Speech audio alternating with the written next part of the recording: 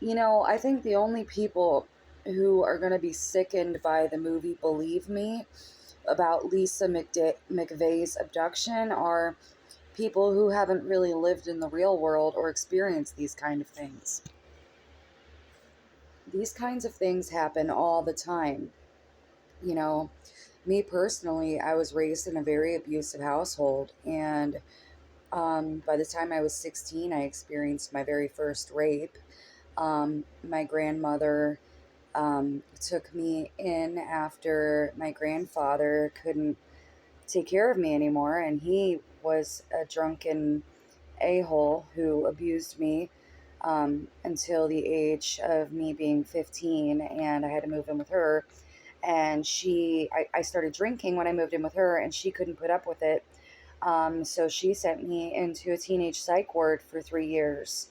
And she accused me of lying about my rape. And I ended up getting pregnant from that rape, and I didn't know until I had a miscarriage. And she told me that it was a false positive miscarriage, which I believed until I went to the hospital and I found out was not a real thing. Um, the doctors told me there's no such thing as a false positive miscarriage. These things happen all the time in the real world. When I got addicted to drugs in my early 20s, I experienced so much abuse when I was on the streets. I was beaten and raped and homeless and slept in abandoned houses, and so many times I was kidnapped a couple times. I mean, and I finally was able to pull myself out of all this, but I never had anyone there for me. I was raped by my brother twice. You know, incest runs in our family. I'm not afraid to talk about these things anymore because I'm proud of the woman who I am today. And that's not who I am anymore. And I'm not ashamed of these things that happened to me. I self-harmed as a teenager, and these scars will never go away. You can't see them so well on my camera because I have a really crappy phone, but my arms are nothing but scar tissue. Nothing. And this one, I died 3 times. My baby daughter died last year. I mean, I witnessed a murder when I was 16. I've been through a lot. I mean, that's not even everything. And, there are so many people who have loving families, and they take for granted so much that I would give anything for. I don't have family. I don't have anyone except for one person who is my best friend, who has been there for me through everything. And he accepts me exactly as I am. He's been there for me 8 years, and he is my family. And he accepts me no matter what. He knows everything about me, and he accepts me, and he loves me, and I love him. And, there are people who judge people like me, but I would love to see them survive one day in my shoes. One day. And then try to judge me or people like me.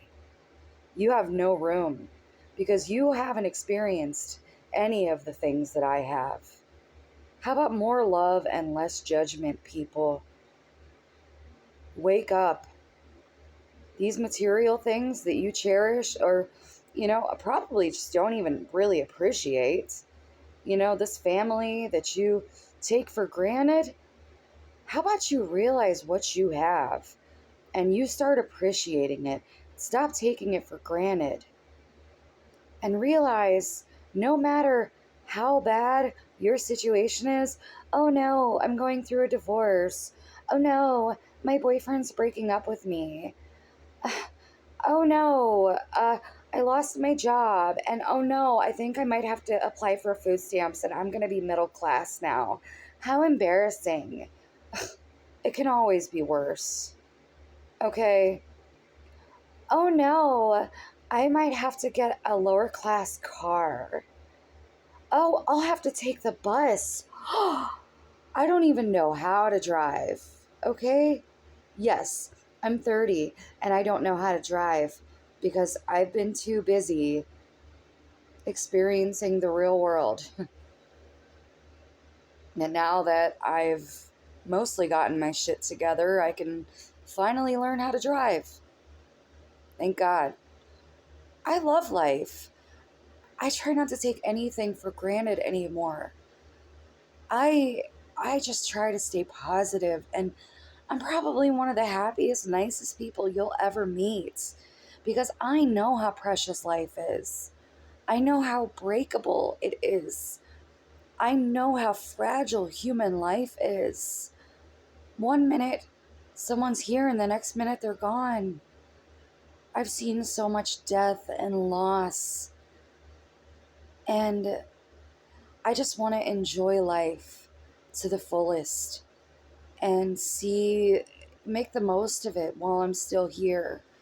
I've seen the worst that life has to offer. Now I want to see the good that life has to offer. One time I was having a seizure due to a drug overdose, and I ultimately died and came back to life. And while I was in the ambulance on the way to the hospital, I remember clearly my body was convulsing so bad. The EMT literally called me a cunt. He was throwing my body back onto the gurney multiple times, telling me to shut up, slamming my body back onto the gurney when I would fall off due to my convulsion. I don't know if it was a seizure or what, but I was dying. And this is how that man was treating me, calling me a cunt and just treating me like I was just the lowest piece of dirt. Just